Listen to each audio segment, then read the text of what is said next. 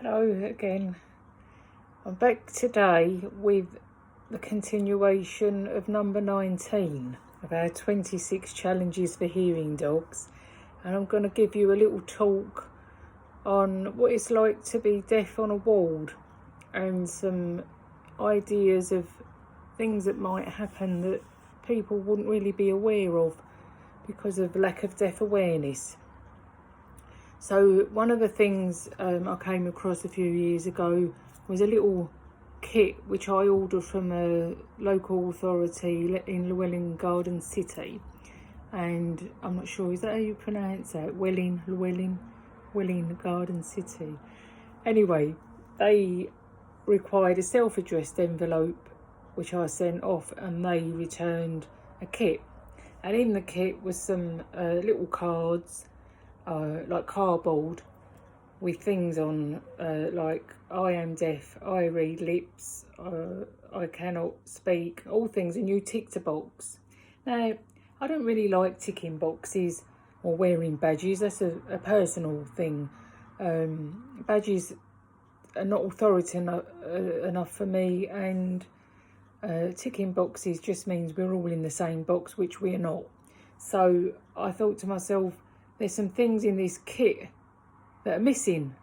One specifically was a sign for the toilet or bathroom door, and this is an example, this is an example of one which I will laminate so it can be wipeable for hygiene reasons, and then put on with blue tack onto the toilet door when you're using it.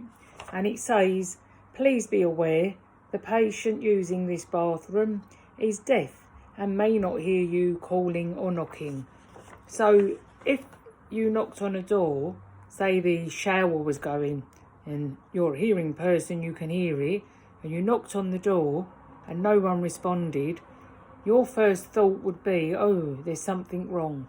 So you'd then find a way in to make sure someone hasn't passed out on the floor or in need of medical help or whatever like that. So obviously that's going to be your first thought, but no one ever thinks really, oh, that person could be deaf.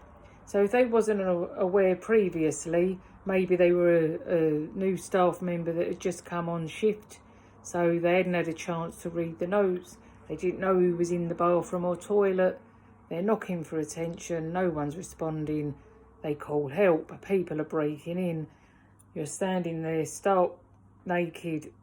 I nearly swore then. Anyway, there's a scenario for you that you might not have thought about. So I thought that this kit needs some things added to it, which I have done, and I'm going to try and perfect it and make a personalised kit.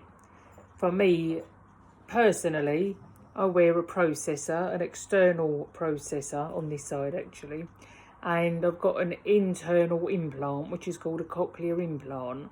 So the processor looks very much like a hearing aid. I'll show you. And as you can see, it's got a magnet attached to it. That bit's like a hearing aid. It goes behind the ear and that attaches to the implant under the skin, and then I can hear, and I am aware of most sounds. I can distinguish a car going by, music, voices, dogs barking, but sometimes I can hear a sound, and because I can't see where it's coming from or what it is, I can't distinguish it. So at the moment, with all the mask wearing, it's very stressful. If someone's got a mask on, I can hear them talking, but I cannot distinguish what they're saying. So my personal needs on a hospital ward at the moment with the distancing would be take that mask off and come closer, because the old eyes are going now, so I can't see your lip pattern properly. So, so when I say I can't see you to hear, that's exactly why. So that gave me the idea to just sort of change the kit up a bit. And obviously it's due to availability as well. Are you going to be able to get a kit? And is it going to really give you what you need when you're on a ward? And I thought an A5 size was really good, because that's handy to carry about. You can keep it at hand. And I'll show you what I mean. The hospital door one is that one there. That's an A5 size.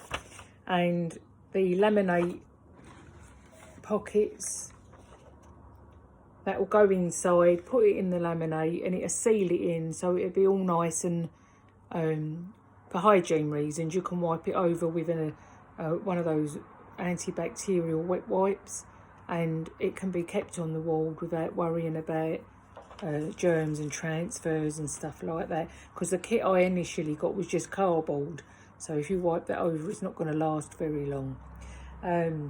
So there's a few examples here. This is one which has got a deaf sign, a hearing aid, a lip pattern one, and then it reads, I read lips, please face me, do not shout, speak clearly, thank you. One of my deaf friends I asked her what she would put. I asked a few people, and they said they would put things like, do not shout, because it distorts your lip pattern. Because if I said, you might be able to read that, but if I said, would you be able to read that? I mean, obviously you knew what I said in the first lip pattern, so you know what I'm trying to say. But if I walked in and said, would you know what that was? Good morning, how are you doing today? Good morning, how are you doing today is no good for a deaf person. So there's an example for you. Another example of being on a ward. I was asleep once, in a deep, deep sleep, and I was unwell as well. So on top of all this, I hadn't slept for ages, and I finally slipped into a coma-like state, not literally. And the next thing I know, someone's shaking me violently and whacking me on the arm.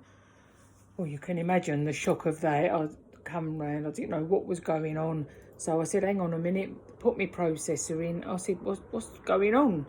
So the nurse said, oh, I came in and called you and you didn't respond.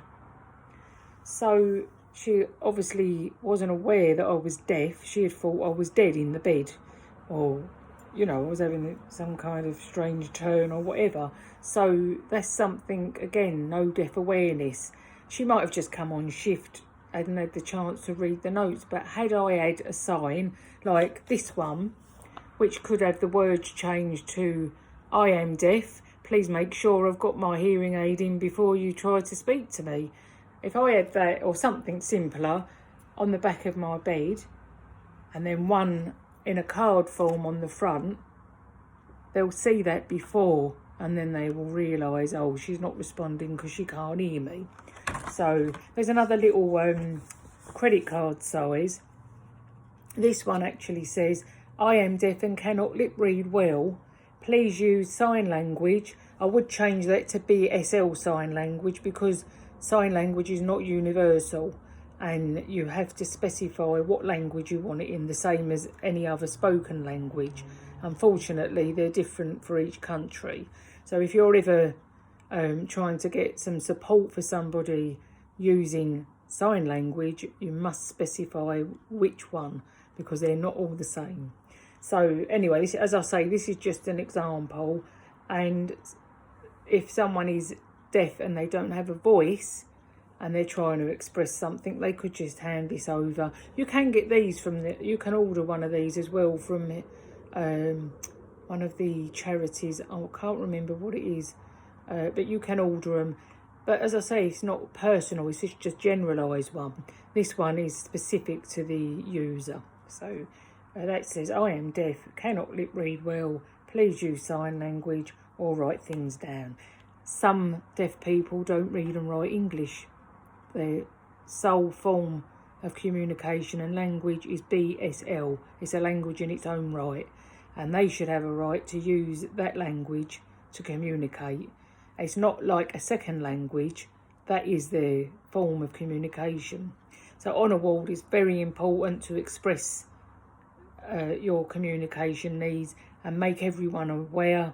It's, in my opinion, it's the deaf person's responsibility to make sure everybody is aware of their needs. And that's why I thought I could make up some kits which were personal to each user. The little zip bag is washproof and waterproof. It's completely, once it's zipped up, you can wipe all your bits off and put them back in there for hygiene purposes. You can wipe the bag over with an antibacterial wipe, so it's safe to take onto the ward with you, and then before you leave you can do the same. So that's my little talk on ideas for being deaf on the ward and things that people wouldn't usually think of, and trying to generate more deaf awareness in general. So thanks for listening. If you've got any questions, let me know, and I'll be back with more. We've got 6 more challenges to go. Yay, I hear you exclaim. But keep tuned and I'll let you know what they are as I go. Have a lovely day. Stay safe and keep shining. Bye, my darlings. Bye.